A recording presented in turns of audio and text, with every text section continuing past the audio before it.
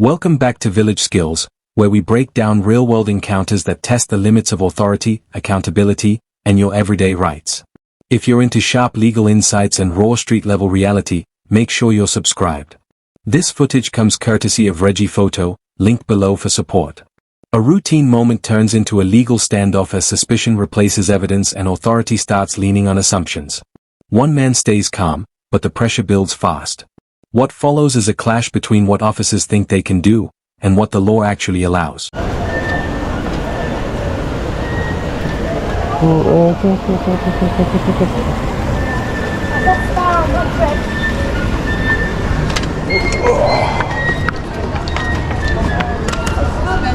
The energy starts uneasy but controlled, with casual conversation masking a growing sense of suspicion. The officer begins probing, setting the tone that this isn't just a friendly interaction. There's no clear legal basis yet, but the shift toward scrutiny is already happening. This is where a simple encounter quietly begins turning into something more serious. You need the lawyer for that? Yes.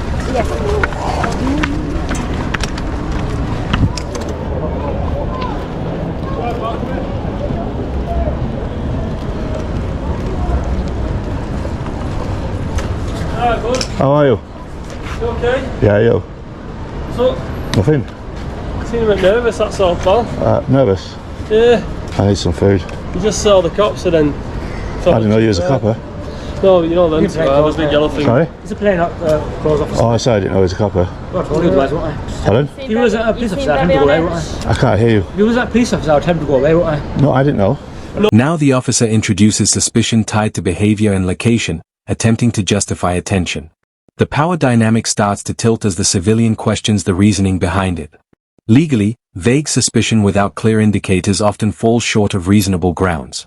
This moment marks the first real tension between assumption and accountability. Oh, but you look like you clocked the cops that are obvious. No, I clocked you. Oh, you clocked me? Yeah. Well, I'm pretty sure if you clocked me, you would have clocked the people that were out. No, because you were the first coming around the corner. What's your name, fella? Sorry? Oh, what, sorry? What's your name? Your name? What Yeah. for? Gee, what for? I'm just... Acting suspicious in a high crime area, so I wouldn't be questioning your name, bud. Yeah, I'm acting suspicious? Well, yeah, otherwise I wouldn't be speaking. Mate, I seen you coming around here, and you looked a bit dodgy, right? So, anyway, I was coming this way anyway. You just happened me on, you saw that there was two cops. I didn't see these two. We were looking back quite a bit as well when you look up the stairs. Did he not shout me though? He shot you, huh? He didn't shout me. I shouted you afterwards.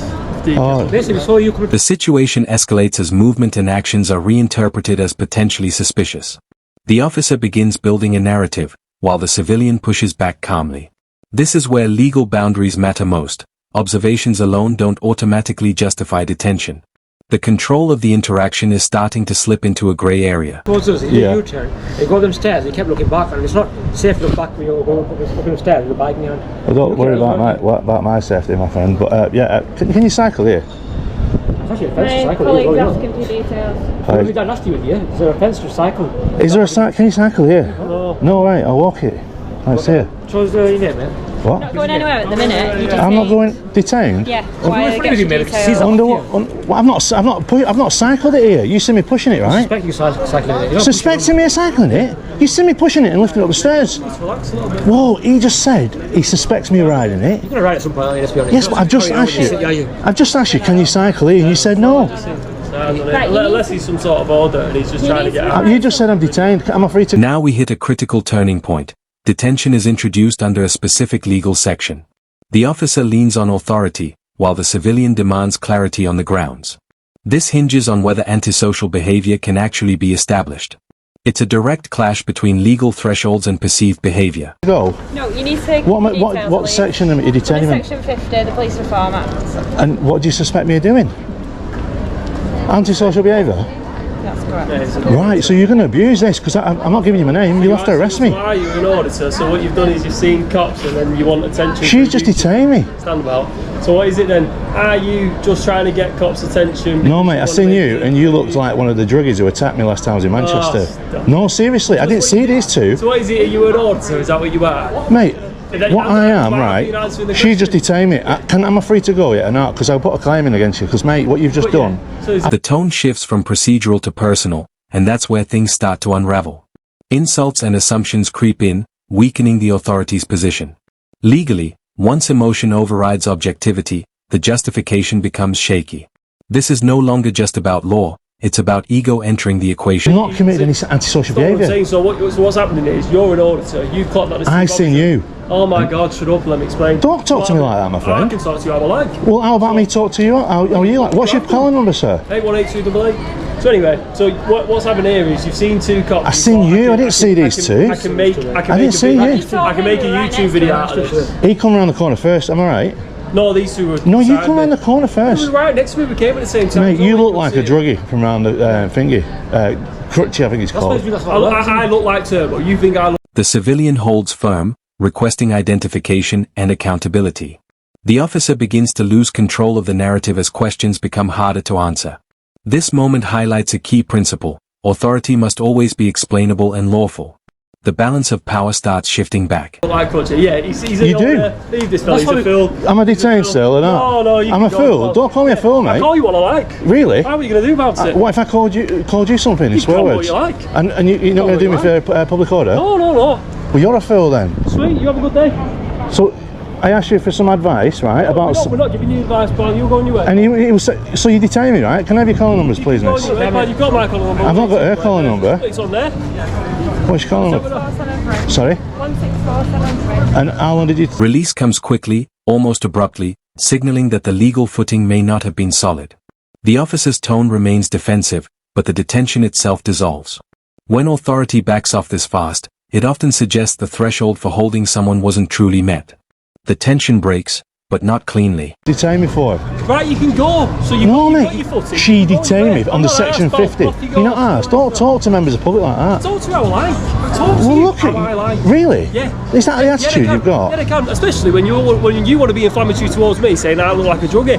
On your way, you did. Look at your beard. You need a shave. You need a shave. If you show us you're riding that, we're going to take off you, mate. All right? You can ride this in Manchester. It's just designated areas. All right, go on. Leave him be. He's had his fun. See you later. Have I had my fun? Had your fun. Mate, just get a shave, will you? See you later. You like Crutchy? Get a job. I've got a job. I'm having that. That's inflammatory. No way.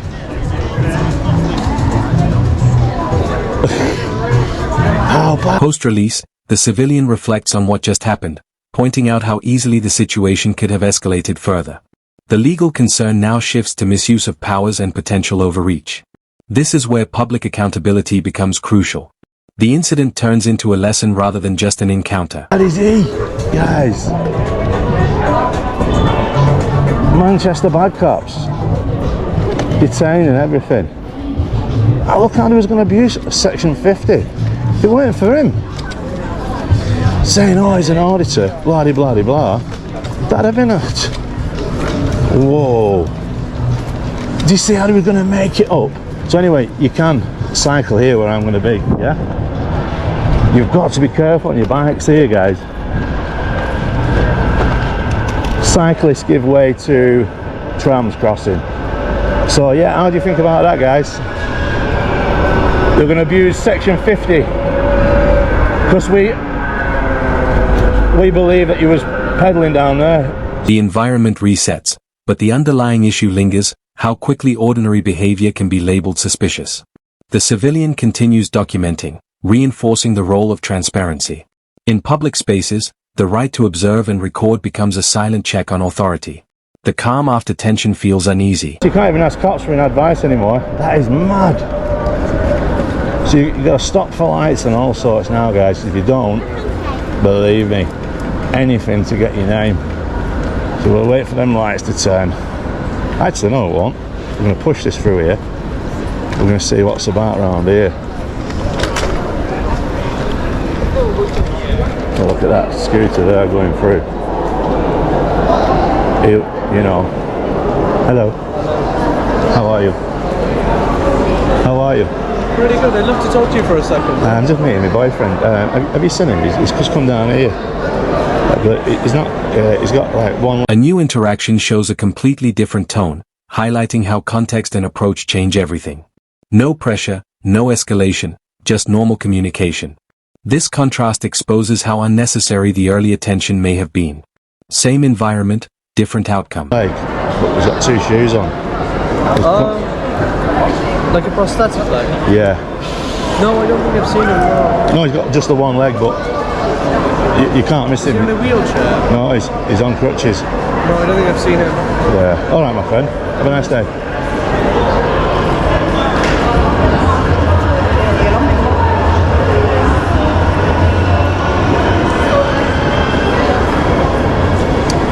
Yeah, that copper. The worst attitude of a cop ever. You can't turn the other way in front of them anymore. Antisocial behaviour, crimes, they've got to see you doing things, not turning away, guys. You know. As the video closes, reflection takes over, with broader commentary on behavior, authority, and public trust. The legal takeaway is clear. Powers like detention must be grounded in solid, observable facts, not assumptions. When ego steps in, legitimacy steps out. And in moments like this, the camera becomes the only real witness holding everything together. If these are the lengths people go to show you how bad some of our cops are, who can blame you? Huh? Because their attitude is shocking. And he gave him a name called Turbo, didn't he? So I didn't know that was his name, Turbo. But I thought he did look like Crutchy a bit like.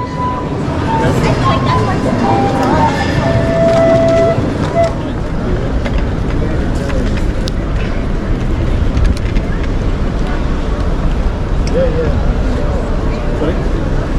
In the future, guys. Yeah, I'm very lenient with you. Otherwise, don't worry about it. No. It's got nothing to do with you. I'm being very lenient with them. So can you move away from the face? You're not scaring me or threatening me, man. I'm trying to put in my face. Move away. So, yeah, I'm speaking from nasty. I'm what about them? Hi guys, I'm speaking carefully. Yeah. I'm going to be very lenient with you. Yeah, okay. Alright. So that guy was getting in the guy's face. I think he was going to do him a ticket for dropping a fag of some sorts. But it looked like he was going to be lenient with him today. Whether or not that had anything to do with interference of the bloke. I think he was a Polish bloke. His language sounded Polish. Could have been Tarabecchini though. But yeah, it's just the madness, isn't it, of Cracky Gardens. There's always something going on.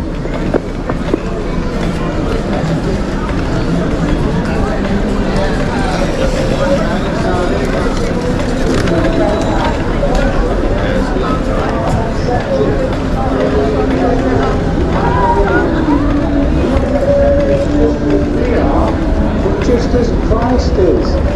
We have no righteousness of our own. But when we repent and believe, then the righteousness of Christ is